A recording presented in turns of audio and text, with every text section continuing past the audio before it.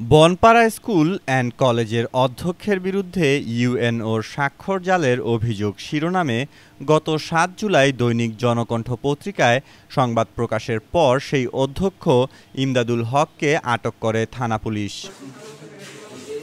রবিবার রাতে উপজেলা ধুরাইল ইউনিয়নের বনপাড়া স্কুল অ্যান্ড কলেজের একটি কক্ষ থেকে অধ্যক্ষ ইমদাদুল হককে আটক করা হয়। পরে হালুয়াঘাট থানায় উপজেলা নির্বাহী অফিসারের কার্যালয়ের অফিস সহকারী কাম কম্পিউটার মুদ্রাক্ষরিক মোহাম্মদ আব্দুল হাসনাত রনি বাদী হয়ে অধ্যক্ষ ইমদাদুল হকের বিরুদ্ধে জালিয়াতি ও প্রতারণা অভিযোগ এনে মামলা দায়ের করেন।